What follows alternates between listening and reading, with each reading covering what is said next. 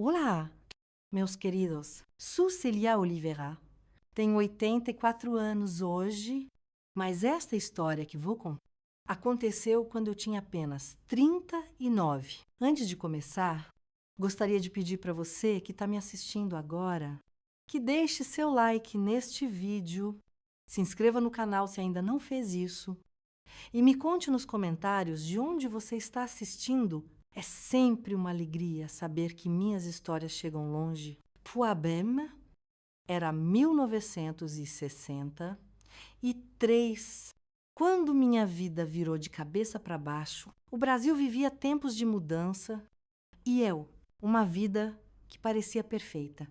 Aos olhos de todos, morávamos em Ribeirão das Flores, uma cidade pequena do interior, onde todos se conheciam. Eu era conhecida como a esposa do Arthur Oliveira, o dono da maior loja de tecidos da região. Tínhamos 3 filhos: Ricardo, de 2 anos, Marina, de 10, e o pequeno Lucas, de apenas 6. Nossa casa ficava na parte alta da cidade, uma construção de 2 andares com um bonito jardim que eu mesma cuidava com todo carinho. Desde jovem, eu cultivava uma paixão pela fotografia. Meu père, même, à fin de ce tempo, me presenteou com uma câmera Kodak no meu aniversário de 20 anos para que você guarde os momentos preciosos da vida. E ele disse, e foi o que fiz. Fotografava tudo, as crianças crescendo, os aniversários, os domingos após a missa, os passeios na praça. Com o tempo, as pessoas da cidade começaram a me chamar para fotografar pequenos eventos. Nada profissional. Entenda bem. Naquela época, uma senhora de família, como eu não trabalhava fora, mas era uma atividade que me dava um prazer enorme. Foi por causa dessa minha câmera que meu caminho cruzou com o da Mônica Medeiros. Ela tinha se mudado recentemente para a nossa cidade com o filho André, um menino da idade do meu Ricardo. Os dois se tornaram amigos na escola e logo André começou a frequentar nossa casa para brincar com o Ricardo. Lembro-me perfeitamente do dia em que vi Mônica pela primeira vez. Ela veio buscar o filho numa tarde de sexta-feira. Estava usando um vestido azul simples, mas elegante. Os cabelos castanhos presos num coque discreto. Havia algo nela. Uma postura, uma confiança silenciosa que imediatamente me chamou a atenção. Convidei-a para entrar e tomar um café. Enquanto os meninos terminavam de brincar, foi quando Arthur chegou mais cedo do trabalho. Ele entrou na sala onde estávamos e algo estranho aconteceu. Por um segundo, apenas um segundo, vi um olhar passar entre eles, um reconhecimento, uma faísca que não deveria estar ali. Depois, tudo voltou ao normal. Apresentações formais, conversa educada, nada que pudesse levantar suspeitas, mas aquele olhar ficou gravado na minha memória. Nas semanas seguintes, notei que Arthur começou a chegar em casa no horário exato em que Mônica vinha buscar o filho. Coincidências demais, pensei, mas não tinha provas, apenas uma intuição incômoda. Aquele sexto sentido que nós mulheres desenvolvemos. Foi então que, num domingo chuvoso de maio, decidi organizar o sótão da casa. As crianças estavam na casa dos avós. Arthur tinha saído para resolver assuntos pendentes na loja e eu estava sozinha, com meus pensamentos inquietos. O sótão era onde guardávamos coisas antigas, lembranças, objetos que não usávamos mais, mas não tínhamos coragem de jogar fora. Entre caixas empoeiradas de roupas dos bebês e decorações de Natal, encontrei uma caixa de madeira que nunca tinha visto antes. Não tinha fechadura, apenas uma tampa simples. Dentro dela, cartas amareladas pelo tempo e fotografias antigas. Reconheci imediatamente o Arthur mais jovem, Devia ter seus 20 e poucos anos e ao lado dele, em várias das fotos, estava ela. Mônica, 20 anos, mais jovem, mas inconfundível. As cartas contavam a história que as fotografias ilustravam. Arthur e Mônica haviam sido namorados, aparentemente muito apaixonados, antes de eu entrar na vida dele. O relacionamento terminou quando a família dela se mudou para o Rio de Janeiro. A última carta, datada de 1940, e dois, era uma despedida dolorosa. Talvez um dia o destino nos reúna novamente. Ela escreveu: "E o destino, esse danado, tinha finalmente cumprido sua promessa, sentada no chão empoeirado do sótão, com aquelas provas de um amor do passado espalhadas ao meu redor, senti meu coração apertar, não pelo amor antigo deles.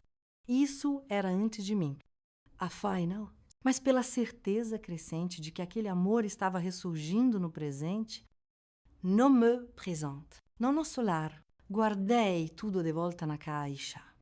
Exatamente como estava, desci as escadas com as pernas trêmulas, lavei o rosto na pia da cozinha e me olhei no pequeno espelho que ficava ali. Eu ainda era uma mulher bonita, aos 39 anos.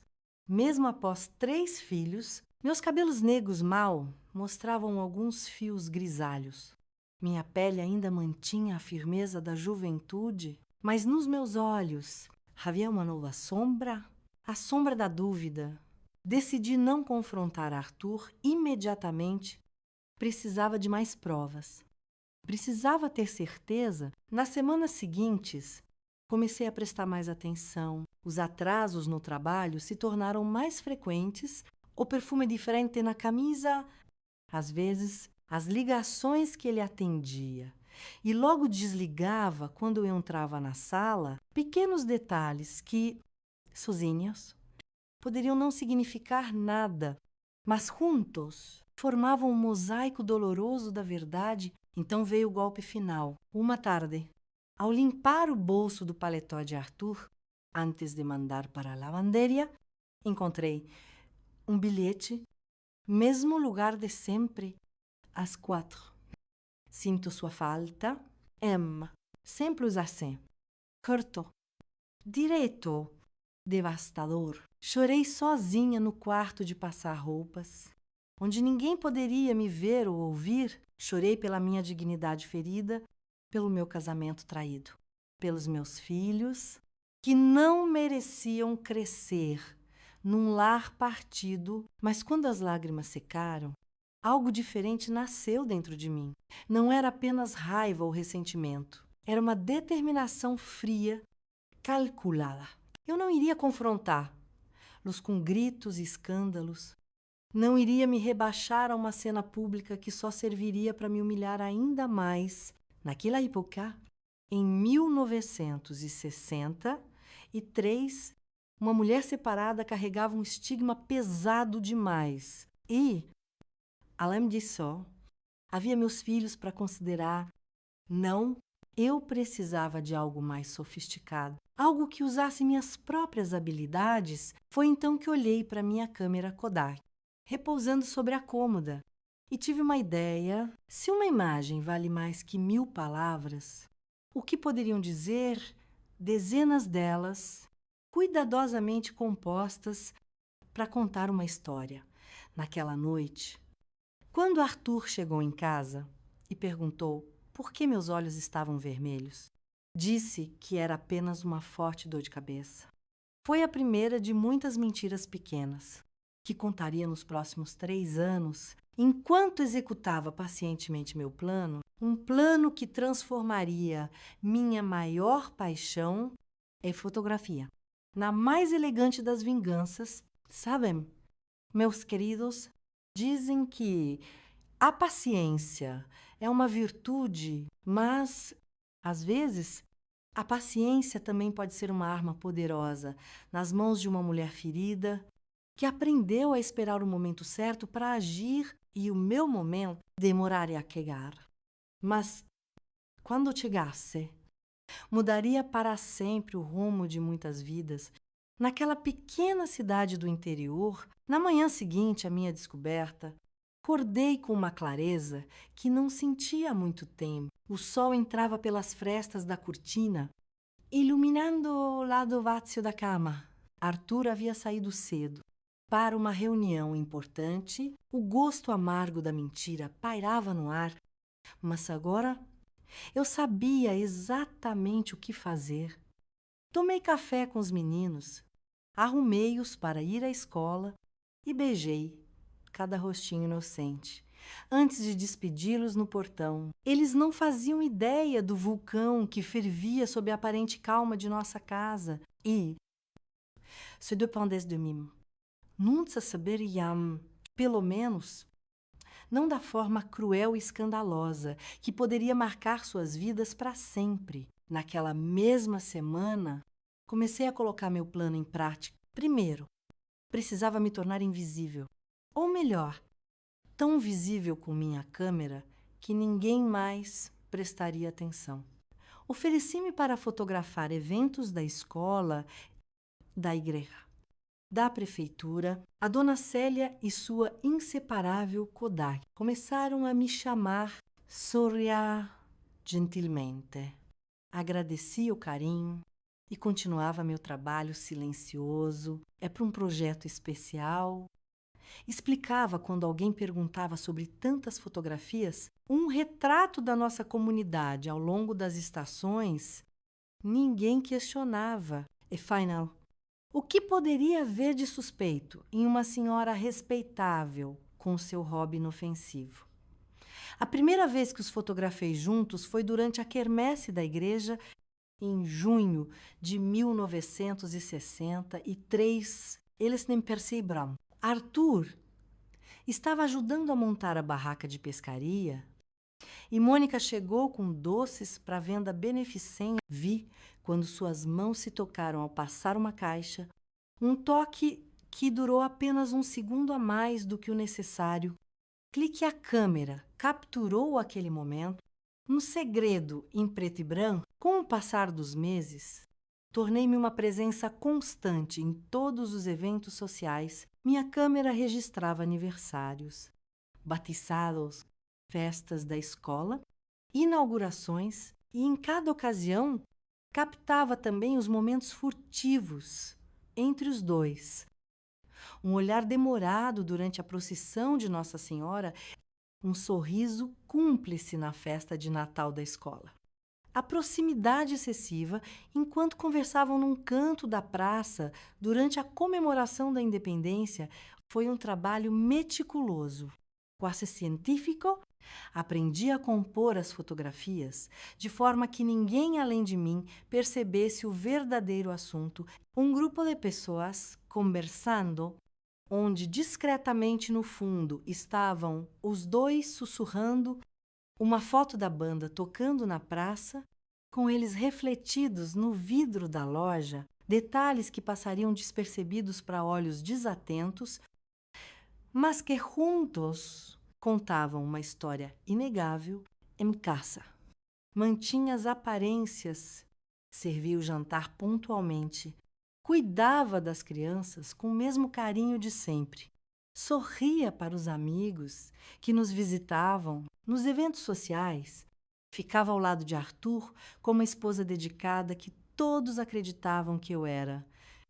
Ninguém jamais suspeitaria do gelo que crescia dentro de mim, da determinação que se fortalecia a cada nova mentira que ele contava. À noite, depois que todos dormiam, eu descia para o porão, onde havia montado um pequeno laboratório fotográfico. Ali, sob a luz vermelha, revelava as imagens do dia. Era quase hipnótico ver os rostos surgindo no papel, mergulhado nos químicos. Primeiro fantasmas, depois cada vez mais nítidos, até que a verdade emergia em tons de cinza. O inverno de 1964 trouxe chuvas fortes e mais oportunidades para o meu arquivo crescer. Durante uma tempestade, a escola alagou. e todos os pais foram chamados para ajudar. Fotografei os esforços comunitários, as crianças ajudando a salvar livros, os adultos movendo móveis. E também fotografei quando Arthur e Mônica desapareceram por quase meia hora, voltando separados, com os cabelos úmidos e roupas levemente desalinhadas. Suas expressões culpadas estavam agora preservadas para sempre no meu acervo crescente. Ou pior, eram as noites. Deitar ao lado dele, sentir seu corpo próximo ao meu, ouvir sua respiração enquanto fingia dormir. Nos primeiros meses, chorei silenciosamente muitas noites, o rosto virado para a parede, para que ele não percebesse. Com o tempo, as lágrimas secaram, substituídas por uma espécie de dormência emocional. Não era mais amor o que sentia por Arthur, era uma mistura complexa de mágoa, raiva e, estranhamente, pena de um homem que tinha tudo e, mesmo assim, arriscava perder tudo por momentos furtivos de prazer proibido. A primavera chegou como ela, o aniversário de 13 anos do Ricardo. Organizei uma festa no quintal de casa, com direito a bolo de chocolate, o favorito dele, e muitos amigos. Claro que André foi convidado e, inevitavelmente, Mônica apareceu para buscá-lo. Arthur insistiu para que ela ficasse, pelo menos para o parabéns. Fotografei o momento em que cantávamos ao redor do bolo, as crianças sorridentes, os pais orgulhosos e também, quando pensando que ninguém estava olhando, Arthur segurou a mão dela por baixo da mesa. Lembro-me de uma tarde particularmente dolorosa. Em setembro de 1964, era o aniversário de casamento de uma amiga próxima, Teresa. Durante a festa, percebi que Arthur havia sumido. Discretamente, saí para procurá-lo. Minha câmera pendurada no pescoço como sempre, no jardim dos fundos da casa, parcialmente escondidos por um caramanchão de jasmins. Vi os dois. Não estavam se beijando. Quase preferia que estivessem seriamente íntimo. Estavam apenas conversando, muito próximos. As testas, quase se tocando, os dedos entrelaçados. Havia uma intimidade naquele momento que me atingiu como um soco silenciosamente. Ajustei o foco e fotografei o caramanchão, as flores brancas emoldurando aquela traição silenciosa. Era uma imagem estranhamente bela. Na sua crueldade, voltei para a festa. Distribuí sorrisos. Cortei o bolo. Brinquei com as crianças. Ninguém notou como minhas mãos tremiam levemente ao servir o café. Naquela noite, após deitar, Arthur tentou se aproximar de mim, buscando intimidade. Fingi dor de cabeça. Foi a primeira vez que recusei seus avanços, o início de um distanciamento físico que cresceria nos meses seguintes. O verão de 1965 trouxe um novo desenvolvimento. Mônica começou a trabalhar na prefeitura, no departamento de assistência social. Sua mesa ficava a apenas 2 quarteirões da loja de Arthur. Os almoços de negócios dele tornaram-se mais frequentes, uma vez por semana, deux fois, depois quase diariamente. Não precisava segui-los para saber onde estavam e o que faziam. A culpa nos olhos dele quando chegava em casa era evidência suficiente. Em agosto daquele ano, aconteceu algo que acrescentou uma nova camada ao meu plano. O prefeito, impressionado com minhas fotografias dos eventos da cidade, convidou-me para montar uma pequena exposição durante as comemorações do aniversário de fundação de Ribeirão das Flores. Em novembro, seus retratos captam a alma da nossa comunidade. Dona Célia, ele disse, sem saber quão literalmente verdadeira era sua observação. Aceitei o convite com um sorriso sereno, mas por dentro meu coração batia acelerado. Era a oportunidade perfeita, o palco ideal para revelar minha coleção, meticulosamente construída ao longo de 2 anos. Não todas as fotos, claro, apenas o suficiente para que a história fosse contada sem palavras. Nas semanas seguintes, intensifiquei meu trabalho. Agora tinha um propósito oficial. Ninguém questionaria minha presença constante com a câmera em todos os eventos. Fotografei a inauguração da nova ala do hospital, o concurso de Miss da cidade, o campeonato de futebol das escolas. Em cada ocasião, meus olhos e minha lente buscavam aqueles dois, captando os momentos que eles pensavam estar seguros de olhares alheios. Emma, outubro. Um incidente quase comprometeu tudo. Marina, minha filha do meio, então com 12 anos, encontrou algumas das fotografias no meu laboratório improvisado. Mamãe, por que tem tantas fotos do pai com a mãe do André? Perguntou inocentemente. Mantive a calma. Expliquei que estava documentando todas as famílias da cidade para a exposição e que havia muitas fotos de outros casais também, o que não deixava de ser verdade. Mostrei-lhe várias imagens de outras pessoas. Para comprovar, ela pareceu satisfeita com a explicação, mas aquilo foi um alerta. Comecei a guardar as fotografias mais comprometedoras num compartimento secreto, dentro do forro de uma velha mala de viagem.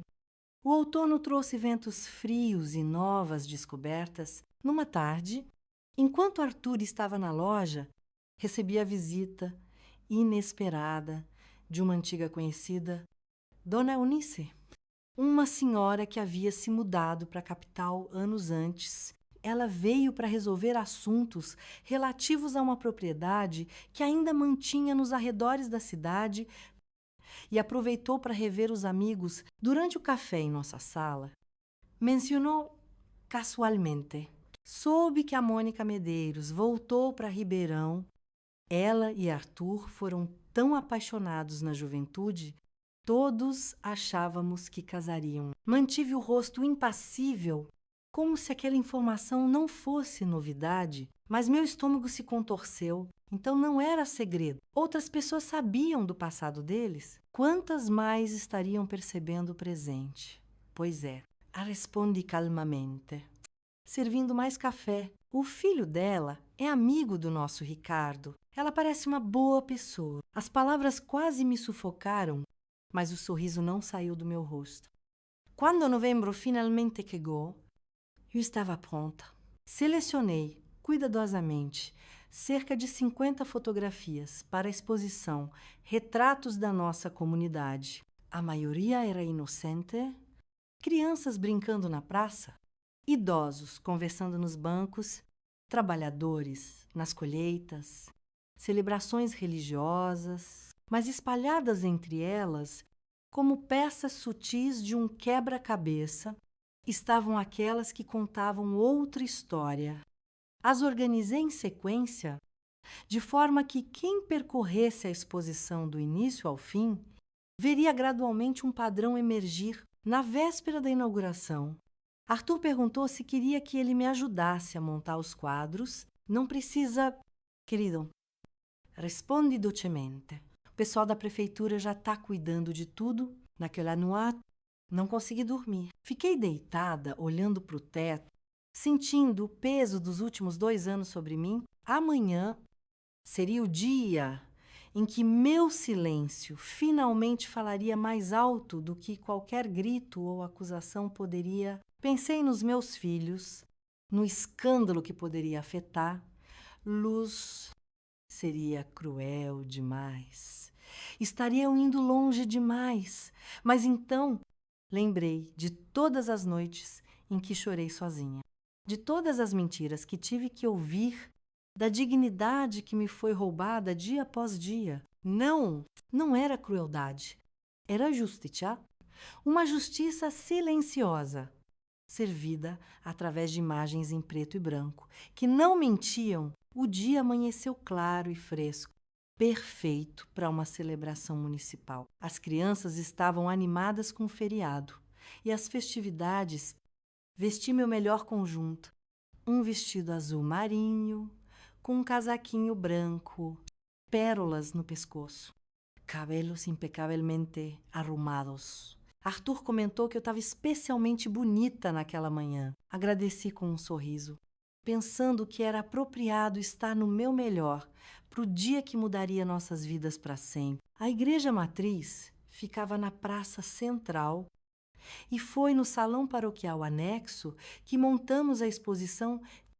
A primeira parte das comemorações incluía uma missa solene, seguida pela inauguração oficial da mostra fotográfica. Sentei no banco da frente com Arthur e as crianças, como convinha à família do momento. O padre falou sobre comunidade, união e verdade.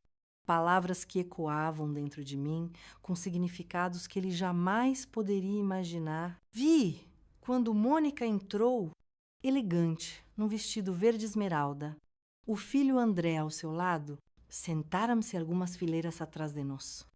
Durante o sermão, senti o peso do olhar dela nas nossas costas. Não me virei nenhuma vez. Após a missa, o prefeito, Dr. Alceu, fez um breve discurso na escadaria da igreja, agradecendo a todos que contribuíram para as festividades.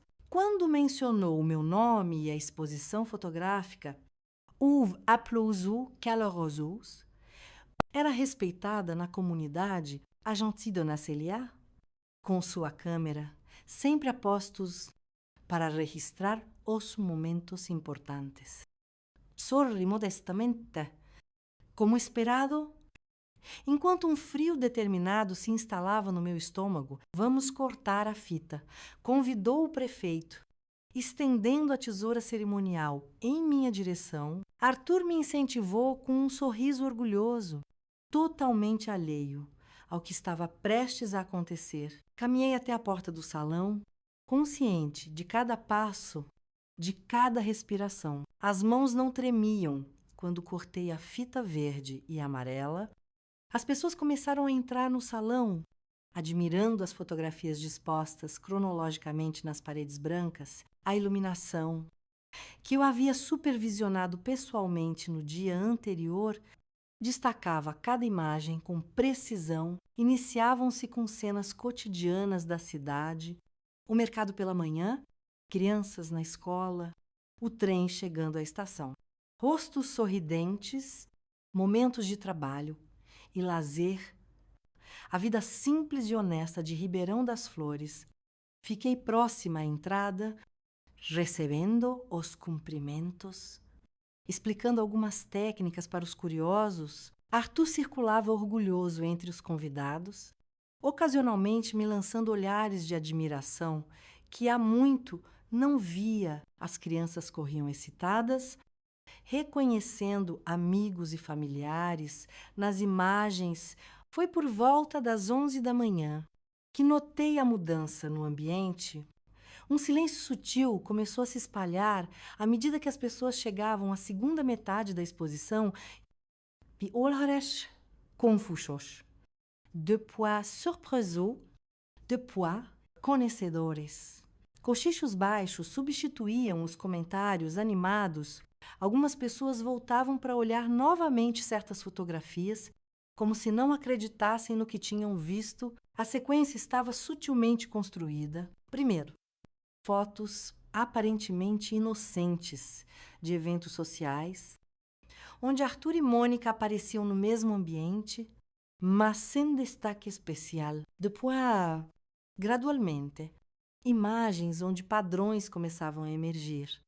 A proximidade frequente, os olhares trocados quando pensavam que ninguém observava, mãos que se tocavam por um instante e, finalmente, as mais reveladoras, os dois conversando intimamente sob o caramanchão de jasmins, a silhueta deles entrando no antigo hotel da cidade, o reflexo no vidro da loja, mostrando um beijo furtivo no beco lateral, cada foto, individualmente, poderia ser explicada, mas juntas contavam uma história inegável. Vi quando Dona Hermínia, presidente da Liga das Senhoras Católicas, parou diante da foto do Caramanchão, levou a mão à boca e olhou ao redor procurando por mim. Quando nossos olhares se cruzaram, vi pena e admiração misturadas em seus olhos. Ela sábia e, agora, todos saberiam, Mônica foi uma das últimas a chegar à sessão reveladora, viu o momento exato em que ela percebeu, estava conversando animadamente com outra mãe. Quando seus olhos caíram sobre a fotografia do hotel, o sangue sumiu de seu rosto. Deixando-a pálida como papel, seus olhos percorreram rapidamente as outras imagens, crescendo em pânico a cada nova descoberta. Então me procurou na sala, encontrando-me ainda próxima à entrada.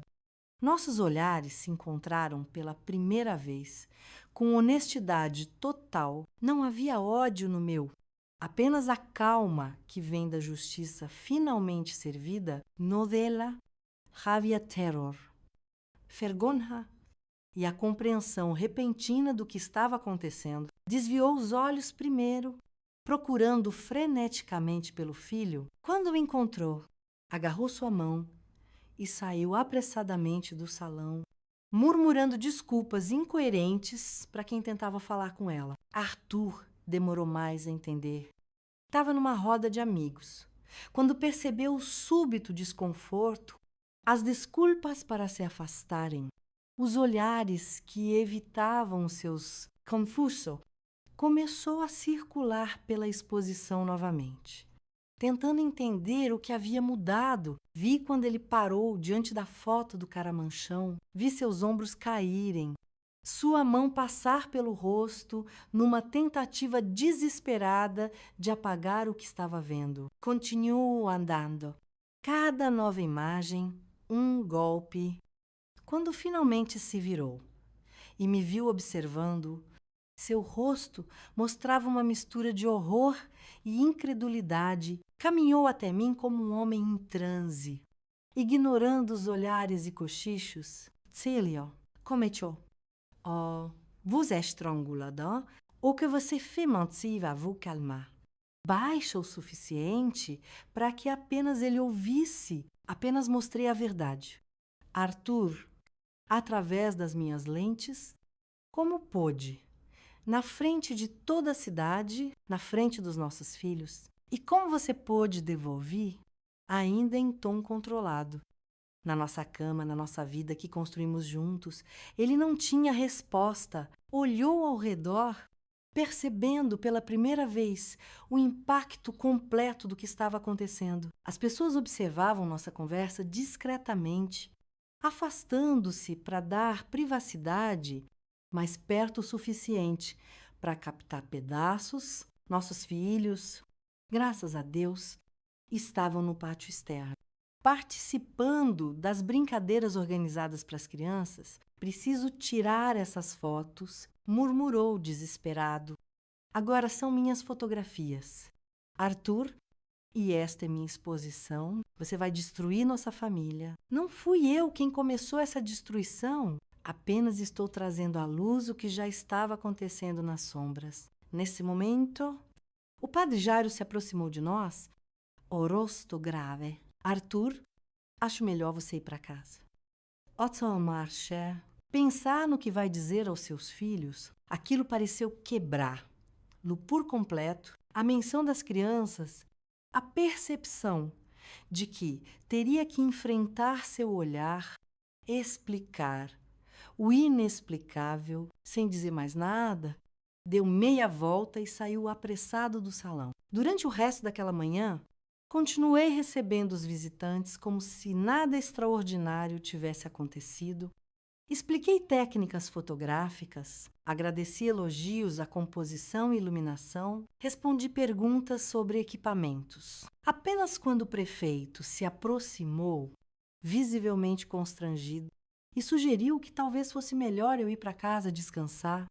Aceitai me retirar.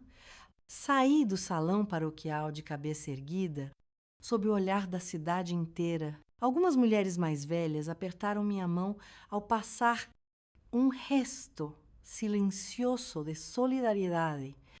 Os homens desviavam o olhar, constrangidos, ou talvez temendo ver em mim o espelho do que suas próprias esposas poderiam um dia se tornar. Se eles também traíssem, caminhei sozinha até em casa, respirando o ar outonal como se fosse a primeira vez. Havia uma estranha leveza em meus passos. Apesar da gravidade do momento, a verdade, por mais dolorosa que seja, traz consigo uma espécie de libertação. A casa estava vazia.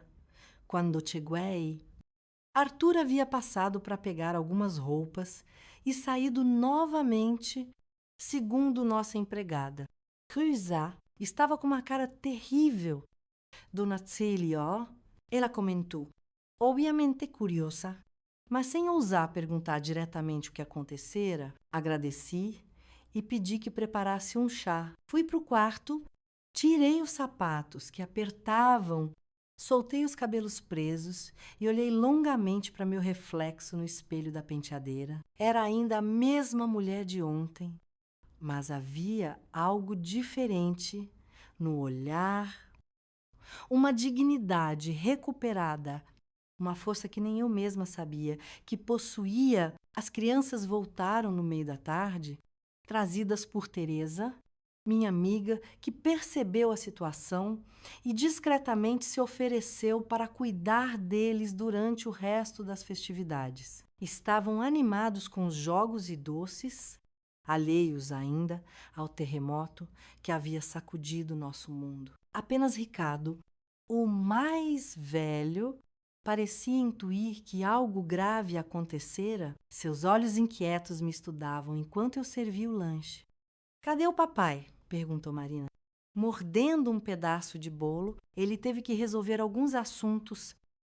Respondi com naturalidade. Talvez demore um pouco para voltar. Aquela foi a primeira de muitas noites em que jantamos sem Arthur à cabeceira da mesa. A primeira de muitas explicações improvisadas para sua ausência. O início de uma nova realidade para nossa família.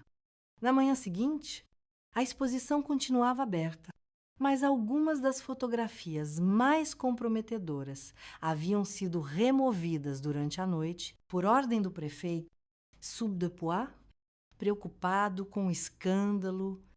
Não me importei. A mensagem já havia sido entregue. Por 3 dias, não tive notícias de Arthur, além de um breve telefonema para saber das crianças. No quarto dia, ele apareceu em casa, o rosto marcado por noites mal dormidas. Pediu para conversarmos em particular. Sentamos na varanda dos fundos, longe dos ouvidos curiosos das crianças, e de Creusa, o pé de jabuticaba que plantamos quando nos mudamos para casa balançava suavemente com a brisa, suas frutas começando a amadurecer. Por que dessa forma?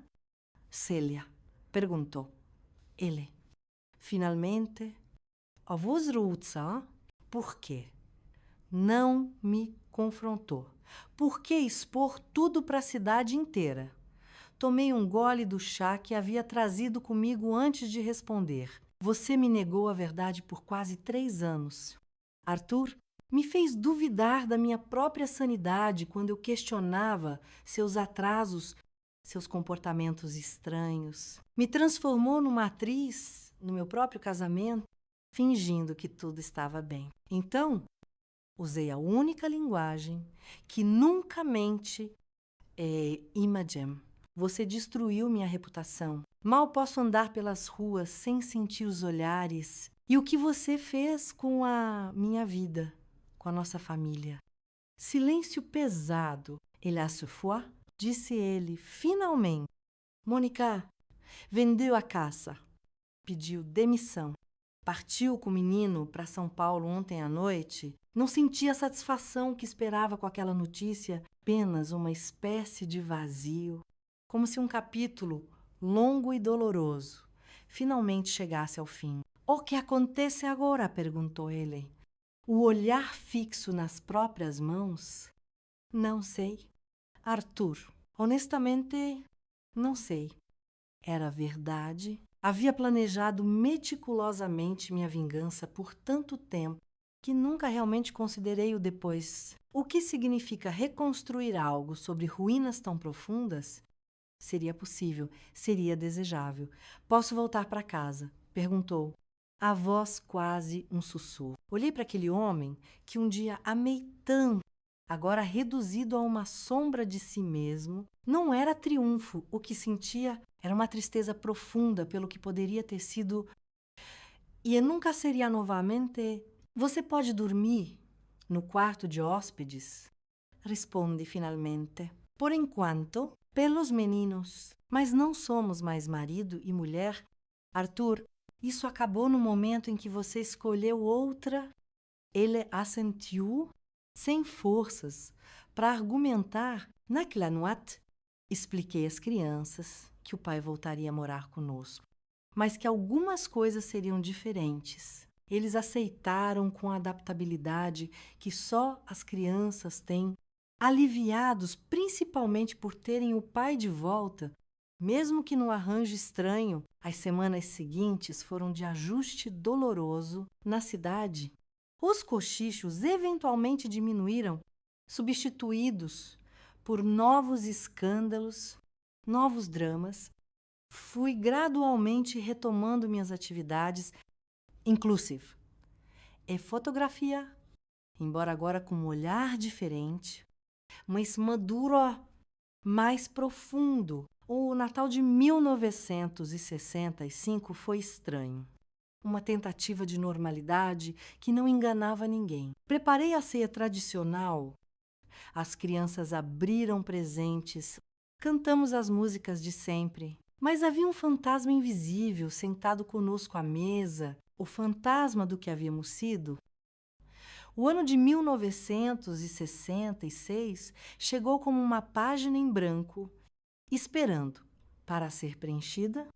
Janeiro trouxe chuvas intensas que lavaram as ruas de Ribeirão das Flores e pareciam querer limpar também as marcas do ano anterior. Arthur continuava dormindo no quarto de hóspedes, uma presença silenciosa e arrependida em nossa casa. Para o mundo exterior, mantínhamos a fachada de uma família, recuperando-se de uma crise. Para nós, era uma trégua frágil, sustentada principalmente pelo bem-estar das crianças. Foi nesse janeiro chuvoso que tomei uma decisão que surpreendeu a todos, inclusive a mim mesma. O Jornal da Cidade havia publicado um anúncio procurando um fotógrafo para cobrir eventos e notícias locais sem consultar Arthur. Apresentei-me ao senhor Matos, proprietário do Correio de Ribeirão, com meu portfólio debaixo do braço. Uma senhora como você, trabalhando para um jornal, questionou ele, ajustando os óculos para examinar minhas fotografias. Uma senhora como eu precisa garantir seu futuro. Sir Matos responde calmamente. E acredito que minhas fotografias falam por si. Ele não podia negar a qualidade do meu trabalho. Depois de folhear o portfólio por vários minutos, tirou os óculos e me encarou com expressão pensativa. As pessoas falam. Dona Otília, sua exposição causou controvérsia e vendeu muitos jornais para o senhor naquela semana. Não é verdade. Um sorriso relutante apareceu no rosto dele. 3 edições esgotadas. Tivemos que reimprimir. Imagine o que minhas fotografias regulares poderiam fazer pela circulação do correio. Saí do escritório do jornal com meu primeiro emprego formal aos 42 anos, um contrato de meio período, pagamento por matéria publicada, sem garantias. Mas era meu, conquistado pelo meu talento, não pelo sobrenome que carregava. Quando contei a Arthur naquela noite, depois que as crianças foram dormir, Ele me olhou com uma mistura de espanto e algo que parecia admiração. Você não precisa trabalhar. Cílio, posso sustentar a família? Sempre sustentei. Não é questão de necessidade. Arthur, é questão de escolha, de independência. Ele ficou em silêncio por alguns instantes, os olhos fixos na xícara de café que segurava. Você mudou? Disse finalmente. Tive que mudar. Responde? Ou talvez sempre tenha sido assim. Apenas não sabia. Meu primeiro dia no jornal foi intimidador. A redação era um ambiente predominantemente masculino, com repórteres e editores circulando apressados, máquinas de escrever, batendo furiosamente, telefones tocando. Designaram-me uma pequena mesa no canto, próxima à sala escura, onde as fotografias eram reveladas, alguns olhares curiosos, algumas sobrancelhas erguidas, mas ninguém disse nada diretamente. Minha primeira matéria foi a cobertura da inauguração do novo prédio dos Correios. Fotografei a cerimônia, as autoridades, a fita sendo cortada, mas também capturei o velho carteiro se despedindo do antigo prédio com lágrimas nos olhos. As crianças espiando curiosas pelas frestas do tapume. O pássaro que construiu um ninho no beiral do telhado novo. Quando as fotos foram publicadas junto com o texto do repórter, "Ó senhor, Matos me chamou em sua sala. Você tem olhos que veem o que outros não enxergam", disse ele, apontando para a foto do carteiro. "É isso que quero no meu jornal." Nos meses seguintes, estabeleci minha reputação como a fotógrafa que capturava a alma dos eventos, não apenas sua aparência. Cobri desde casamentos elegantes até a tragédia de uma enchente que destruiu casas ribeirinhas. Minhas fotografias começaram a ganhar um espaço cada vez maior, às vezes ocupando meia página com créditos em destaque. Em casa, uma nova dinâmica se estabelece lentamente. Arthur assumiu mais responsabilidades com as crianças, especialmente nos dias em que eu saía para cobrir eventos. Jantávamos juntos todas as noites, conversando sobre o dia, ajudando com lições de casa. Para os filhos, éramos ainda uma família, apenas uma em que mamãe agora trabalhava fora. E papai dormia em outro quarto. Quando Júlio chegou, trazendo o friozinho seco típico de nosso interior, recebi um convite surpreendente. O suplemento dominical de um grande jornal da capital queria publicar uma matéria sobre fotógrafos do interior e meu nome havia sido indicado. O repórter viria até Ribeirão para me entrevistar e ver meu trabalho. Tenho medo do que possam perguntar sobre... Você sabe, comentei com Arthur enquanto preparávamos o jantar na véspera da entrevista. Ele estava picando cebolas para o refogado, uma tarefa que nunca havia feito antes daquele ano. Você não precisa esconder nada. Cílio, o que aconteceu, aconteceu.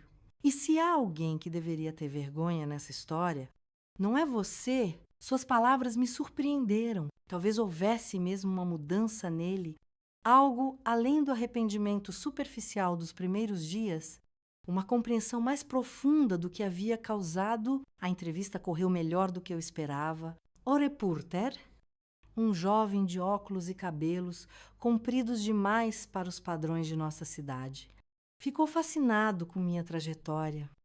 Sim, a exposição Retratos da Comunidade foi mencionada, mas como um marco artístico, não como escândalo. A matéria, quando publicada em agosto, destacava a sensibilidade única da minha abordagem fotográfica e como conseguia transformar o cotidiano em arte. Aquela publicação abriu novas portas. Fui convidada para expor na capital, para dar uma palestra na Escola de Artes, para fotografar eventos maiores em cidades vizinhas. Minha renda, antes complementar, começou a se tornar significativa.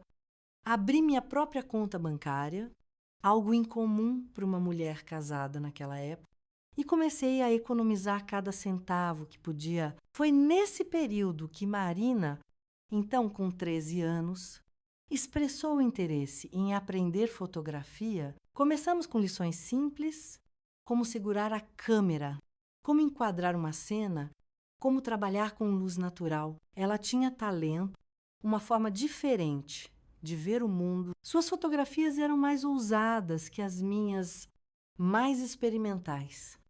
Era como ver minha paixão renascendo através de seus olhos jovens. Em outubro de 1966, quase um ano após a exposição que mudou nossas vidas, Arthur me procurou para uma conversa séria. Estava considerando a proposta de um amigo para abrir uma filial da loja de tecidos em Campinas. Significaria se mudar? Começar de novo em outro lugar seria melhor para todos, disse ele, sentado na varanda, onde tantas conversas difíceis havíamos tido. As crianças não teriam que conviver com os cochichos. Você poderia seguir sua vida sem ter que me ver todos os dias, lembrando do que aconteceu. É isso que você quer? Ir embora? Perguntei. Quero que for melhor para todos nós, principalmente para você. Te causei dor suficiente para uma vida inteira. Cílio, ponderei por alguns dias, conversei com os filhos de forma apropriada para cada idade sobre como se sentiriam se o pai se mudasse para outra cidade. Se os veríamos menos, Ricardo, já com 15 anos, foi o mais compreensivo. Marina chorou, mas aceitou. O pequeno Lucas, são apenas 9 anos. Foi o mais difícil. Não entendia por que o pai não podia simplesmente voltar a dormir no quarto da mamãe. Por que as coisas não podiam ser como antes? Na verdade, eu mesma me perguntava isso às vezes. Seria possível perdoar, reconstruir? Havia momentos, observando Arthur brincar com as crianças ou ajudar nas tarefas domésticas, coisas que nunca fizera antes, em que vislumbrava o homem por quem me apaixonei. E outros momentos em que a mágoa ressurgia, fresca como no primeiro dia. No final de novembro, Arthur se mudou para Campinas. Não foi uma despedida dramática. As crianças sabiam que o veriam nos finais de semana, que passariam férias com ele. Para mim, foi como soltar um peso que nem sabia que ainda carregava a caça, antes sufocante com sua presença arrependida. Parecia respirar novamente. O Natal de 1966 foi dividido. A véspera conosco em Ribeirão, o dia na nova casa de Arthur em Campinas, estava decorada com simplicidade. Tinha um cheiro de lugar novo, ainda sem histórias. Observei as crianças abrindo presentes. Arthur tentando fazer tudo perfeito para compensar a distância, e senti uma estranha paz. Não era a vida que havia planejado, mas era uma vida que eu estava construindo em meus próprios termos. O ano de 1967 trouxe novos desafios e oportunidades. Meu trabalho no jornal se expandiu para uma coluna semanal de fotografias comentadas. Olhar de Célia chamava-se um pequeno trocadilho com meu nome e minha perspectiva. Tornei-me uma figura conhecida na região, não mais apenas como a esposa traída de Arthur Oliveira, mas como Célia Rodrigues, a fotógrafa cujo trabalho era respeitado por mérito próprio. Em abril daquele ano, Ricardo, meu primogênito, anunciou que queria estudar medicina na capital. Tinha apenas 16 anos, mas já pensava no futuro com a seriedade que sempre o caracterizou. Arthur e eu concordamos em apoiar sua decisão, cada um contribuindo como podia para realizar esse sonho. Foi também nesse ano que as fotografias da exposição que havia causado tanto alvoroço voltaram à minha vida de forma inesperada. Uma galeria de arte contemporânea na capital entrou em contato após ver a matéria sobre meu trabalho. Queriam montar uma exposição focada exatamente naquela série. As imagens que contavam a história da traição, sem palavras explícitas. E art, Dona Célia explicou ao galerista, um homem de meia idade com gestos expansivos, é narrativa visual em seu estado mais puro, é política do cotidiano. Fiquei hesitante. Aquelas fotografias representavam um período doloroso, uma versão de mim movida pela mágoa e pelo desejo de justiça. Será que queria reviver tudo aquilo e expor novamente aquela ferida? Por outro lado, as imagens eram poderosas. Falavam não apenas da minha história pessoal, mas de todas as mulheres que se viram traídas, silenciadas, esperando pacientemente nas sombras. Havia uma verdade universal naqueles cliques do obturador que iam além do meu drama particular. Conversei com Arthur antes de tomar a decisão. Já não éramos mais marido e mulher no sentido tradicional, mas compartilhávamos 3 filhos e um passado impossível de apagar. É sua arte. Cílio, disse-lhe simplesmente, você tem o direito de compartilhá-la como achar melhor. A exposição Sombras e Silêncios foi inaugurada em setembro de 1967 na capital. As fotografias, agora apresentadas como arte e não como denúncia, receberão críticas positivas. Um jornal importante chegou a descrever a mostra como um estudo visual sobre infidelidade, poder e resistência silenciosa, contado através das lentes de uma mulher que transformou sua dor em expressão artística. Arthur não compareceu à abertura, nem eu esperava que o fizesse, mas enviou um buquê de lírios brancos com um cartão simples. Parabéns por transformar nossas sombras em luz. Aquele gesto, mais do que qualquer palavra ou promessa, me tocou profundamente. Havia uma aceitação ali, um reconhecimento da minha jornada que ia além do arrependimento superficial. Era respeito no final daquele ano. Senti que um ciclo se completava de esposa conformada à vingadora silenciosa, de dona de casa à profissional respeitada. Havia percorrido um caminho que jamais imaginei nos meus anos de juventude. As feridas não haviam desaparecido completamente. Duvido que algum dia desapareceriam, mas já não dominavam meu presente, nem definiam meu futuro.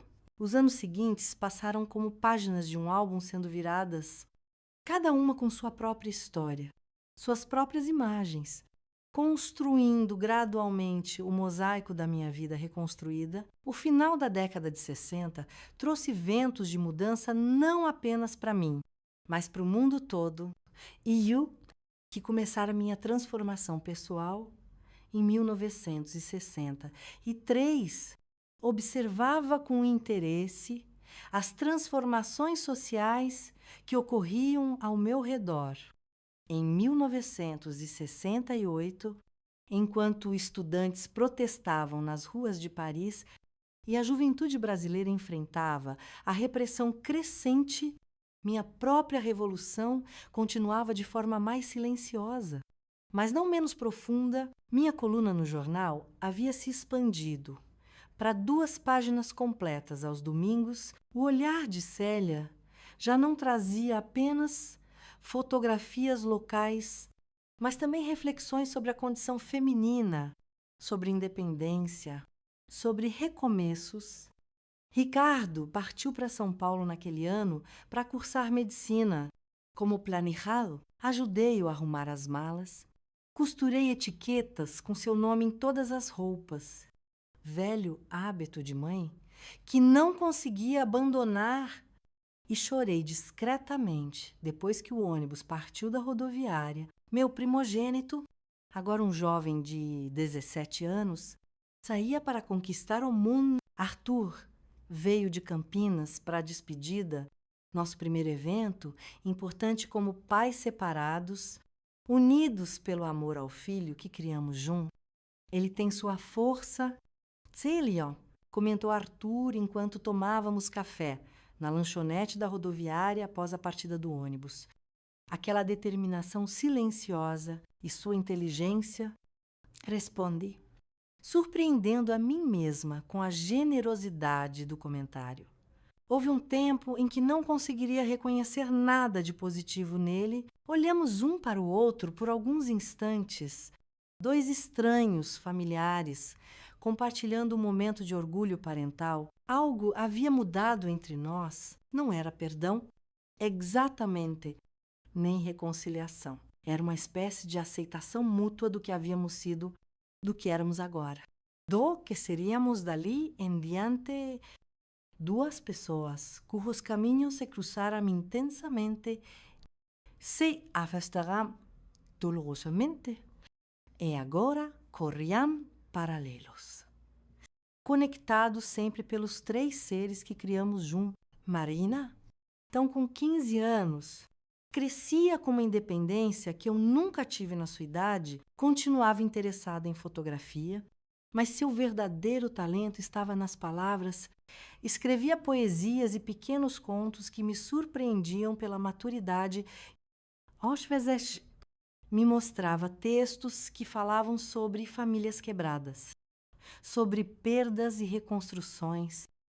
E eu reconhecia nossa história filtrada pelos olhos adolescentes dela.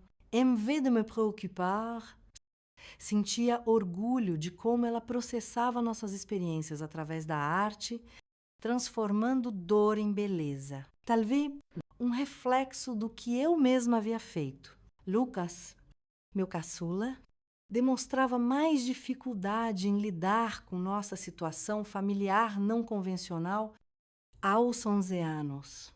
Ainda perguntava ocasionalmente quando o pai voltaria para casa de vez. Os finais de semana alternados em Campinas não pareciam suficientes para ele. Matriculei-o em aulas de natação para canalizar sua energia inquieta e, aos poucos, ele foi encontrando equilíbrio. Arthur fazia esforços visíveis para compensar a distância. Aparecia em eventos escolares sempre que possível. Telefonava regularmente. Lembrava-se de datas importantes. Em 1969, minha carreira deu outro salto importante. Fui convidada a publicar um livro de fotografias pela mesma editora que havia conhecido o meu trabalho, através da exposição na capital. Olhares do Interior. Reuniria imagens de Ribeirão das Flores e região ao longo dos anos, documentando tanto a vida cotidiana quanto as transformações sociais. Era um projeto ambicioso que exigiria revisitar meu arquivo completo e produzir novas imagens. Durante meses, dediquei cada momento livre à seleção de fotografias, à redação de pequenos textos explicativos, à organização do material. Voltei a lugares que havia fotografado anos antes para capturar as mudanças. A velha estação ferroviária, agora menos movimentada com o aumento do transporte rodoviário, a Praça Central, que ganhara um coreto novo, a escola, que se expandira com mais salas de aula. Foi durante esse processo de revisar o passado que me reencontrei, literalmente, com Mônica. Havia retornado discretamente à cidade após 3 anos de ausência, agora como uma mulher viúva. Seu filho André estava terminando os estudos em um internato na capital e ela viera reconstruir sua vida no único lugar que realmente conhecia. Cruzamos na saída da igreja matriz, num domingo de maio. O reconhecimento foi instantâneo e inevitável. Por um momento, apenas nos olhamos, paralisadas pelo peso de nossa história compartilhada. Foi ela quem falou primeiro. Dona Célia, cumprimentou com uma inclinação quase imperceptível de cabeça. Senhora Medeiros, responde. Não, mesmo Tom.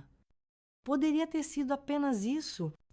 Um encontro breve e tenso, seguido por décadas de evitação mútua nas ruas estreitas de nossa pequena cidade. Mas algo inesperado aconteceu. Em vez de se afastar, ela permaneceu ali, os olhos fixos nos meus, com uma intensidade que me lembrou de outra mulher, anos atrás, estudando fotografias em um sótão empoeirado, eu nunca tive a chance de dizer, começou ela, a voz baixa, como uma confissão que sinto muito pelo que aconteceu, profundamente. Não era o que eu esperava ouvir. Em todos os cenários que imaginei para um eventual reencontro, um pedido de desculpa sincero nunca esteve entre eles. Foi há muito tempo, respondi, surpresa com minha própria calma. Algumas feridas não se curam com o tempo. Ela comentou. Apenas aprendemos a viver com elas. Havia uma sabedoria ali que ressoou comigo, uma compreensão compartilhada da natureza das perdas e das consequências. Sube que se tornou fotógrafa profissional? Continua ela. Vi seu nome no jornal. A vida nos leva por caminhos inesperados. Sem concordou ela. Um sorriso triste, brincando nos cantos da boca. Raramente para onde planejamos. Ficamos em silêncio por alguns instantes. Duas mulheres de meia idade na escadaria de uma igreja, conectadas por um passado doloroso e separadas por escolhas irrevogáveis. Se livrou, ela disse finalmente. Ouvi falar dele. Será que poderia me avisar quando for lançado?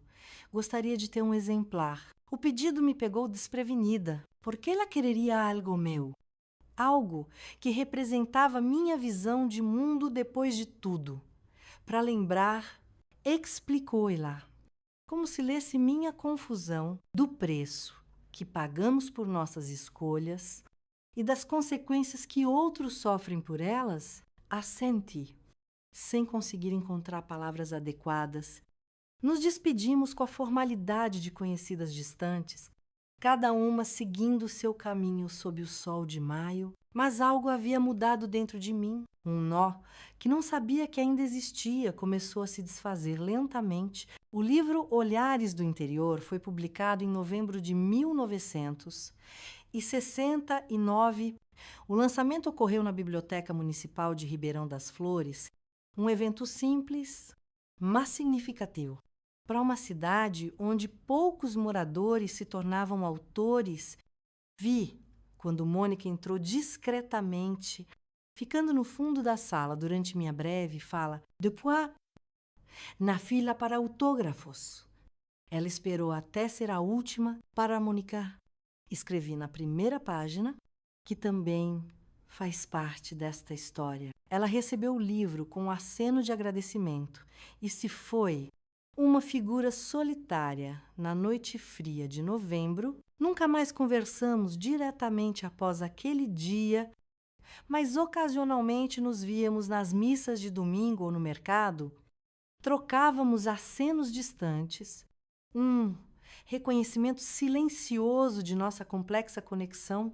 Meu livro recebeu críticas positivas e abriu novas portas. Em 1970, fui convidada a lecionar um curso de fotografia no colégio estadual, algo impensável para mim, alguns anos antes. Dividir meu conhecimento com jovens ansiosos por aprender trouxe uma satisfação que não esperava. Alguns deles, especialmente as moças, me viam como uma espécie de pioneira, uma mulher que havia construído carreira própria numa época em que isso ainda era exceção. Naquele mesmo ano, Ricardo trouxe pela primeira vez uma namorada para conhecer a família durante as férias de julho. Helena era estudante de enfermagem, uma moça séria e determinada que me lembrava de mim mesma em minha juventude. Porém, com oportunidades que eu jamais tive.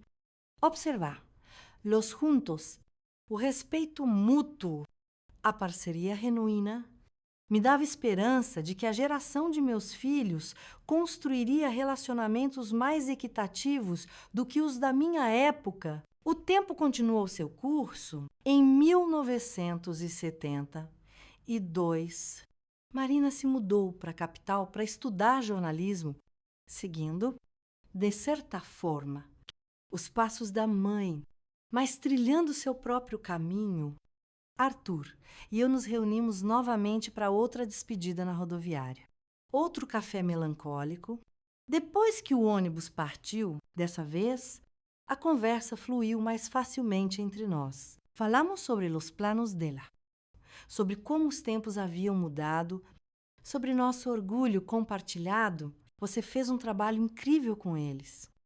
Cílio, disse ele em determinado momento, depois de tudo, depois do que fiz, nós fizemos. Corrigi, apesar de tudo. Você nunca deixou de ser pai. Ele assentiu, os olhos úmidos, ainda assim. Você foi a fortaleza, sempre foi. Era estranho receber esse reconhecimento dele depois de tantos anos. Não sarou magicamente as cicatrizes antigas, mas trouxe uma camada de compreensão que não existia antes, em 1974. Lucas, odie-tu là? Ja, como desejate anos? Anunciou que queria estudar administração em Campinas e morar com o pai durante a faculdade. Senti uma pontada de apreensão. Seria ele influenciado demais por Arthur desenvolveria os mesmos padrões. Mas tive que confiar no trabalho que havíamos feito, nos valores que havíamos transmitido, e talvez fosse importante para Lucas, que crescera principalmente sob minha influência, ter esse tempo mais próximo do pai. Como a Casa Vazia, dediquei-me ainda mais intensamente ao trabalho. Além das aulas e da coluna no jornal, comecei a planejar meu segundo livro, desta vez focado especificamente nas mulheres do interior paulista. Suas vidas, trabalhos, desafios e alegrias. Viajei por pequenas cidades da região, fotografando desde fazendeiras e empresárias até donas de casa e parteiras. Cada retrato era acompanhado de um breve texto com a história da retratada. Uma das mulheres que fotografei para esse projeto foi Dona Eunice, a senhora que anos antes havia mencionado casualmente o passado de Arthur e Mônica durante um café em minha sala.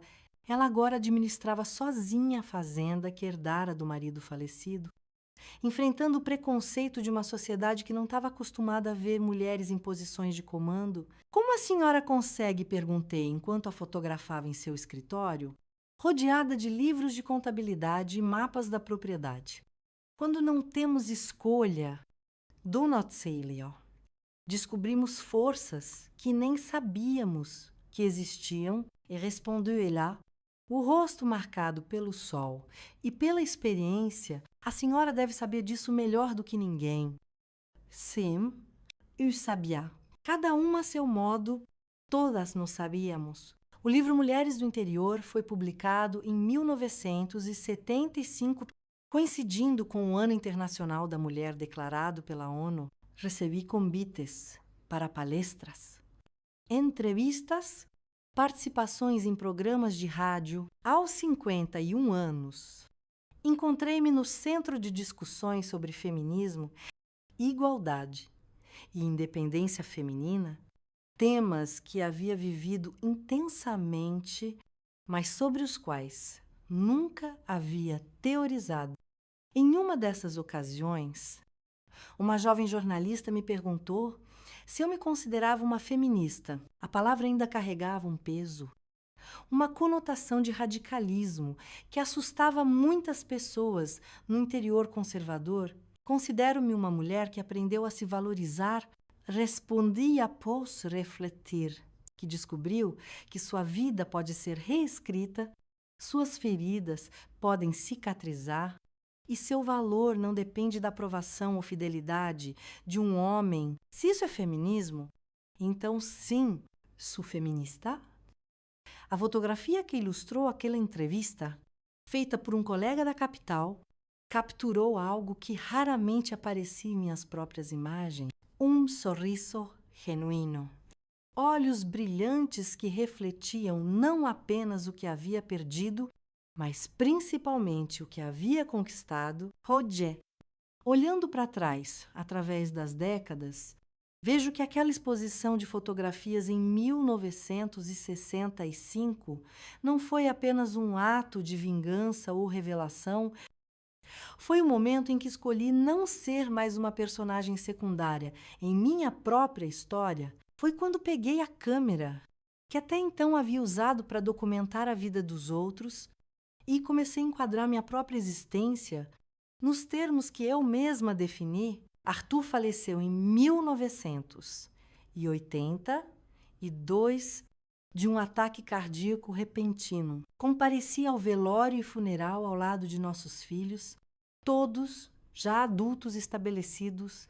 Chorei genuinamente pelo homem que havia sido meu companheiro por tantos anos, pelo pai dedicado que se tornou mesmo à distância, e talvez também pela jovem Célia, que sonhou com um final diferente para sua história de amor. Em seus últimos anos, havíamos estabelecido uma relação amigável, principalmente em função dos netos que começavam a chegar. Entre los presentes no funeral, notei Mônica discreta num canto da capela.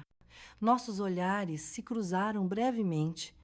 Não havia mais mágoa ou culpa, apenas o reconhecimento silencioso de duas mulheres que haviam sobrevivido às tempestades da vida e encontrado, cada uma a seu modo, alguma forma de paz. As fotografias do sótão, aquelas que mudaram o curso da minha vida, estão guardadas numa caixa especial em meu escritório. Oshwezesh.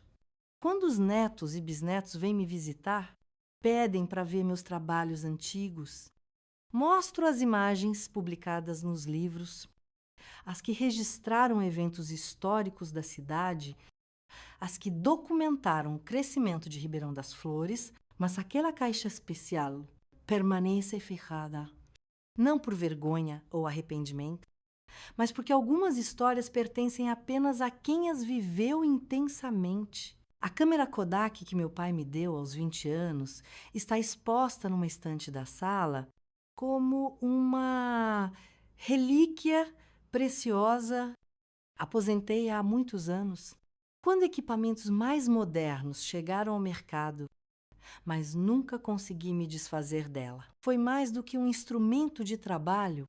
Foi a ferramenta que me permitiu redefinir minha realidade quando tudo parecia desmoronar. Ao longo dos anos, muitas pessoas me perguntaram se valeu a pena ou escandalou a exposição pública ou risco. Algumas sugerem que poderia ter simplesmente confrontado Arthur em privado ou aceitado a situação como tantas mulheres de minha geração faziam. Outras questionam se a vingança realmente trouxe a satisfação que eu buscava. A verdade é que nunca foi apenas sobre vingança, foi sobre recuperar minha voz, minha dignidade, meu poder de escolha. Foi sobre transformar uma traição em um novo começo, uma ferida numa porta aberta para possibilidades que nunca havia imaginado. Se pudesse voltar no tempo, mudaria alguma coisa. Talvez há sempre espaço para mais compaixão, menos dor, mas não me arrependo da mulher que me tornei através daquele processo doloroso. Não lamento as fotografias que revelaram verdades ocultas, tanto para os outros quanto para mim mesma. Aos 84 anos, olho para minha coleção de imagens como quem olha para o mapa da alma. Cada fotografia, um território explorado, cada clique do obturador, um momento de verdade capturado para sempre. E percebo que, no final das contas, a fotografia mais importante que já tirei não está em nenhum álbum ou livro, é o retrato que construí pacientemente ao longo das décadas, o retrato de uma mulher que aprendeu a focar sua própria vida e revelar, nas luzes e sombras da experiência, a imagem mais autêntica de si mesma. Bom, meus queridos, eu gostaria de agradecer a todos que ouviram minha história até o final. Se vocês gostaram do meu relato, por favor, não se esqueçam de curtir meu vídeo, comentar compartilhar e se inscrever no canal. Um grande abraço da vovó. Até a próxima